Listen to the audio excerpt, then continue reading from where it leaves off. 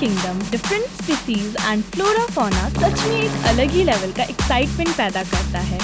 Mind कहता है lion और टाइगर के साथ एक फ़ोटो क्लिक करवाने में क्या ही होगा, बट एक्चुअल में उनके इतने पास जाकर कैसी फीलिंग आती है वो तो सबको पता है। पर वो डर के एक्साइटमेंट को हमें चेज़ करने में बहुत ही मज़ा आता है ना?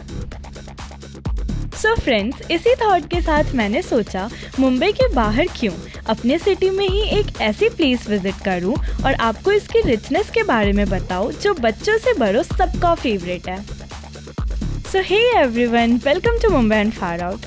आज का वीडियो सच में बहुत ही मज़ेदार होने वाला है। आज हम विजिट करने वाले हैं मुंबई का सबसे फेमस जू, बाईकुला जू। वैसे इस जू को वीर माता जीजाबाई भोसले बोटैनिकल उद्यान के नाम से भी जाना जाता है। तो मुंबई की ये प्लेस में आपको वाइल्ड एनिमल्स एकदम नज़दीक से देखने को मिलेंगे और beautiful birds from different species को एक्सप्लोर करने का मौका मिलेगा। और भी है यहाँ पर जो हम आपके साथ एक्सप्लोर करने वाले हैं आज।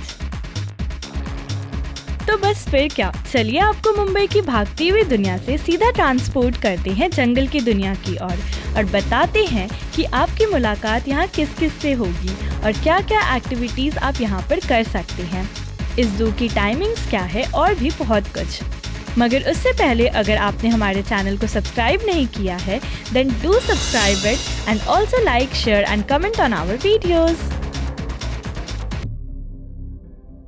तो देर किस बात की, वीडियो स्टार्ट करते हैं। सबसे पहले आपको बता दूं कि बाईकुला जू आने के लिए सबसे बेस्ट वे ऑफ ट्रांसपोर्ट रहेगा ट्रेन। यस, आप चाहे तो अपने पर्सनल व्हीकल से भी यहाँ आ सकते हैं, पर इजी एंड चीप ऑप्शन होगा वाया ट्रेन। जू से nearest railway station Byculla railway station है, which is hardly 500 to 600 metres away. Railway station से बाहर निकलकर 5 मिनट के वॉक पर आप जू के एंट्रेंस पर पहुंच जाओगे। जू में एंट्री करते ही एज यूजुअल आपको एक टिकट काउंटर दिखेगा। टिकट लेकर सिक्योरिटी चेक कर आप जू के अंदर एंट्री ले सकते हो। एंड इन्फॉर्मेशन के लिए बता दूं कि मैंने पहले ही गूगल से इसके टाइमिंग्स एंड ऑफ डे के बारे में इन्फॉर्मेशन ले ली थी। चलिए जू की थोड़ी हिस्ट्री ही आपके साथ चलते चलते शेयर करते हैं। बात ये है कि ये ज़ू 1861 में बना था एंड ये मुंबई का एकमात्र ज़ू है। उस टाइम इसका नाम था विक्टोरिया गार्डन्स। फिर कुछ समय के बाद वहाँ के लोकल रेजिडेंट्स उसे रानी की बाग यानी कि क्वींस गार्डन बुलाने लगे। इसे ज़ू में अराउंड 30 ईयर्स के बाद एक्सटेंड किया गया एंड डेविड ससून नाम के जूइश बिजनेसमैन ने ये प्राइवेट ज़ू गवर्नमेंट को हैंड ओवर कर दिया। गवर्नमेंट के फिर मल्टीपल रीडेवलपमेंट्स के बाद आज ये जू इसके प्रेजेंट फॉर्म में है। So do you guys know कि इंडिपेंडेंस इंडिया में इस जू का नाम जीजाबाई भोसले के नाम पे रखा गया है, जो कि मदर है of Shivaji Maharaj first Maratha emperor के। एंड ये मुंबई का one of the oldest public gardens है। मुंबई के बाईकुला जू में सिर्फ एनिमल्स या बर्ड्स देखने नहीं मिलेगा, बट इसका फ्लोरा वाला पार्ट भी उतना ही मेस्मराइजिंग है। यू नो, मन की शांति आपको यहाँ आकर ज़रूर मिलेगी। आपको यहाँ पर मैप्स भी मिल जाएंगे जगह जगह पर, वो बहुत ही हेल्पफुल होता है आपको पूरे एरिया को समझने के लिए एंड आप इजीली किधर भी जा सकते हो उस मैप के हेल्प से। सो अंदर एंटर करने के बाद आपको एक साइड पर काला घोड़ा स्टैचू एंड ब्रिटिशर्स के टाइम की गन भी नज़र आएगी। यहाँ कई लोग पिक्चर्स क्लिक कर रहे थे। इसके बाद आगे बढ़ने पर सबसे पहला पॉइंट एलिफेंट पॉइंट आता है। एलिफेंट उस वक्त अपनी पेट पूजा कर रहा था एंड ग्रास खा रहा था। सभी वाइल्ड एनिमल्स के डेडिकेटेड केजेस बने हुए हैं एंड विजिटर्स उस एनिमल के शेल्टर स्पेस को ग्लास वॉल से ईजिली देख सकते हैं। यहाँ पर टोटल 22 पॉइंट्स है जिसमें आपको अलग अलग टाइप के एनिमल्स देखने को मिलेंगे और बर्ड्स भी देखने को मिलेंगे like sloth bear, fur tigers, deers, hippo, hyena, leopard etcetera. Main attraction यही है कि हम इन्हें इतने पास से ग्लास वॉल से देखते हैं मानो वो हमारे पास ही हो। फिर आप थोड़ा आगे बढ़ोगे तो आपको टाइगर पॉइंट मिलेगा एंड ये मेरा पर्सनल फेवरेट है जस्ट बिकॉज़ मुझे टाइगर्स देखना बहुत ज़्यादा पसंद है एंड इसने हमें बहुत एंटरटेन भी किया। एक पॉइंट पर तो वो पानी के अंदर आकर अपने पॉज से मानो हमें ग्रीट कर रहा हो, टचिंग द ग्लास वॉल्स। इतना क्लोज कॉन्टैक्ट से डर भी लग रहा था बट एक्साइटमेंट भी उतना ही था। I literally had goosebumps. Tiger सच में इंटरटेनिंग था। सो वो एक जगह बिल्कुल बैठा नहीं था बल्कि पूरे एरिया में रोम कर रहा था।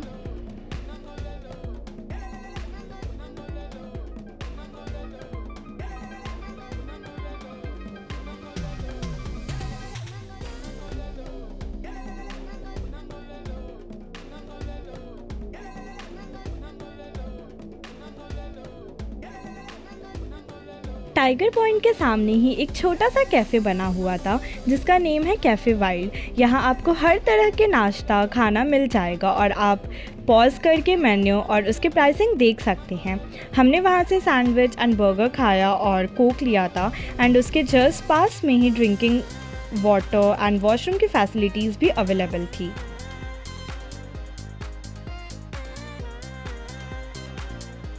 इन सब के बाद यहाँ का रीसेंट मेजर अट्रैक्शन पॉइंट जो कि पेंगुइन्स है, उसे देखने हमें निकल पड़े।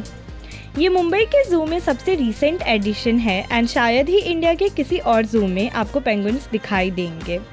इसके लिए मैं पर्सनली बहुत ही एक्साइटेड थी एज मैंने कभी भी पेंगुइन्स रियल में नहीं देखे थे।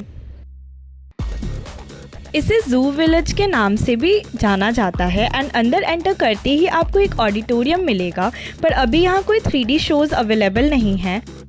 कुछ टाइम में विजिटर्स को 3D शोज़ भी देखने को मिलेगा। फिर हम गए पेंगुइन्स देखने। पेंगुइन्स रूम का नाम है हम्बोल्ट पेंगुइन एरिया। पेंगुइन्स को जैसे कि आप जानते ही हो कि ठंड बड़ी पसंद है एंड वो सर्वाइव भी कोल्ड एरियाज़ में ही कर सकते हैं। मुंबई के वेदर को देखकर पेंगुइन्स को सर्वाइव करना मुश्किल है, इसलिए पेंगुइन्स का पूरा चैम्बर कूल टेम्परेचर पर सेट कर बनाया गया है और पूरा एयर कंडीशन्ड है। कहते हैं ये पेंगुइन्स साउथ कोरिया से यहाँ लाए गए हैं एंड विजिटर्स इसे मिस बिल्कुल नहीं करते हैं। सियोल से लगभग 8 पेंगुइन्स लाए थे, पर अभी पेंगुइन्स की पॉपुलेशन बाइकुला ज़ू में ऑलमोस्ट 15 है। पेंगुइन्स को देख के जैसे मेरा बॉडी फुल रिचार्ज सा हो गया। It really electrified my bodies energy. फिर इसी एनर्जी के साथ हम निकल चले बर्ड्स को देखने के लिए। कहते हैं यहाँ कई स्पीसीज़ हैं कलरफुल बर्ड्स के जो आप क्लोजअप से देख सकते हैं। वो कलरफुल बर्ड्स इतने प्रिटी लग रहे थे मानो उन्हें देखते ही रहो। बर्ड्स देखने के बाद हमने बहुत सारे एक्वेटिक स्पीसीज़ को भी देखा जहाँ टर्टल्स एंड क्रोकोडाइल्स पानी में तैरते बिल्कुल पास से देख सकते हैं। क्रोकोडाइल को देख के एक बार डर लगा, डर नहीं कहूँगी बट मुझे क्रोकोडाइल हमेशा से ही क्रीपी लगते हैं। सो उन्हें इतना पास देखना भी मेरे लिए एक अलग एक्सपीरियंस था। और ऑनेस्टली बताओ तो मुझे ना रेप्टाइल्स वगैरह से थोड़ा डर भी लगता है। सो क्रोकोडाइल देखने के लिए वहाँ 2 floors ground and first floor का ऑप्शन है। ग्राउंड फ्लोर पर आप ग्लास वॉल के थ्रू इन्हें पानी में तैरते हुए देख सकते हैं और अगर वो आपको वहाँ नहीं दिखे तो फर्स्ट फ्लोर पर आकर आपको क्लियरली दिख जाएंगे। चलते चलते हमने देखा कि बच्चों का किड्स प्ले एरिया भी अलग से बना हुआ है, बिकॉज़ बच्चों के लिए भी अपने मतलब का कुछ होना चाहिए ना। प्ले एरिया काफ़ी बड़ा था एंड डिफरेंट टाइप्स के राइड्स, स्लाइड्स और स्विंग्स वहाँ अवेलेबल है। बाइकुला ज़ू में 50 एकड़ के लैंड पर बोटानिकल गार्डन बने हुए हैं जहाँ almost 3000 plus trees, shrubs and herbs हैं। बट उन बोटानिकल गार्डन्स की बात भी कुछ और ही थी। शांत एंड प्योरिटी ऑफ सोल को डिस्कवर करते करते आप वहाँ ग्रीनरी के बीच खुद को डिस्कवर करते पाओगे। नेचुरल प्लेसेस आपको एक अलग ही लेवल पर हिट करती है जिससे आपका माइंड, बॉडी और सोल तीनों एक होकर कनेक्ट हो जाते हैं। यहाँ एक म्यूज़ियम भी बना हुआ है पर अभी वो क्लोज़ है। ज़ू में कई सारे एनिमल्स थे पर एक केज यहाँ एम्प्टी भी था, वो था लायन का केज। अभी वहाँ कोई लायन नहीं है बट सुना है कि बहुत जल्द बाइकुला ज़ू में लायन भी देखने को मिलेंगे। Things to know before going to Byculla zoo. आपकी जानकारी के लिए बता दूं कि अगर आप पर्सनल व्हीकल से आते हैं तो ज़ू एंट्री पे ही आपको बहुत बड़ी पार्किंग मिल जाएगी। टिकट आप ऑफलाइन या QR कोड से स्कैन करके ऑनलाइन ले सकते हैं।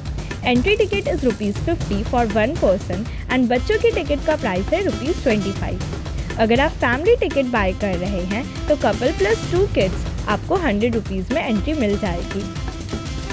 ज़ू की एंट्री टाइमिंग्स है morning 9 AM to evening 6 PM and Wednesdays को ज़ू बंद होता है, तो अगर आप इस डे पर प्लान कर रहे हैं तो ध्यान रखिएगा।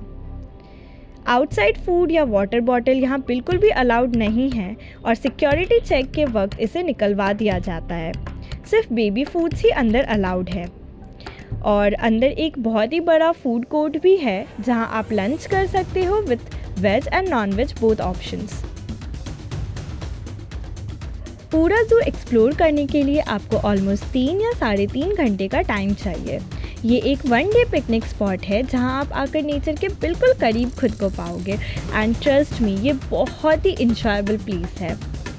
ज़ू काफ़ी बड़ा है तो बी रेडी टू वॉक और हर जगह पर सीटिंग आपको मिल जाएगी, तो आप वहाँ पर रेस्ट भी कर सकते हैं।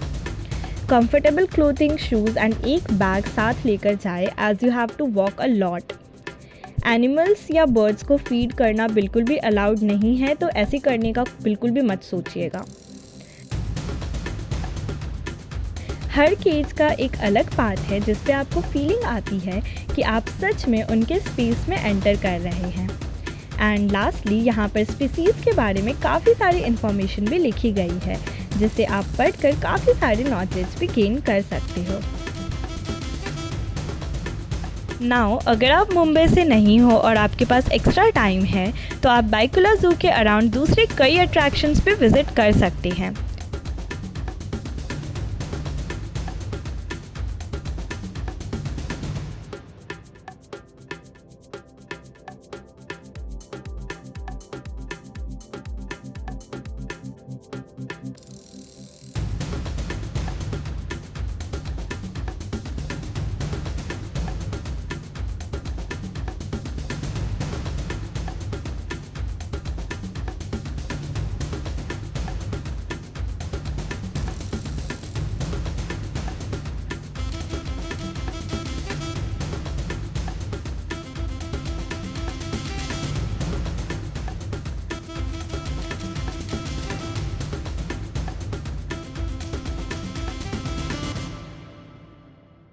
जैसे कि महालक्ष्मी टेम्पल जो कि बहुत ही फेमस है मुंबई में और हार्डली 5 किलोमीटर्स के ही डिस्टेंस पर है, तो आप महालक्ष्मी माता और मुंबई के सी शोर दोनों को देख सकते हैं।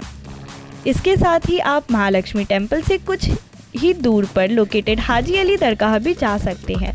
दरगाह 500 साल पुरानी है और ये समंदर के बीच में लोकेटेड है। इवन आप बांद्रा वॉली सी फेस भी जा सकते हैं जो रिसेंट ईयर्स में मुंबई का one of the biggest attraction बन चुका है।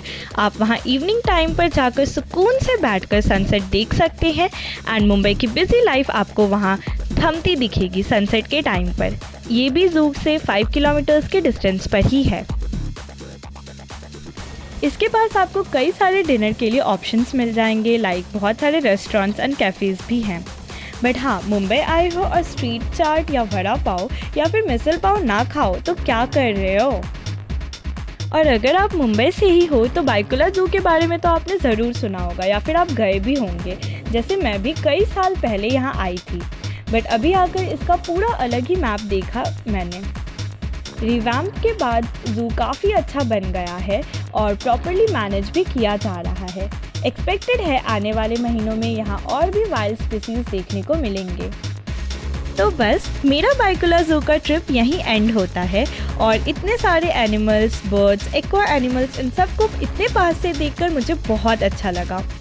यहाँ आकर सच में अलग थ्रिलिंग एक्सपीरियंस हुआ। I enjoyed my day a lot and thank you very much for watching my Byculla zoo का वीडियो।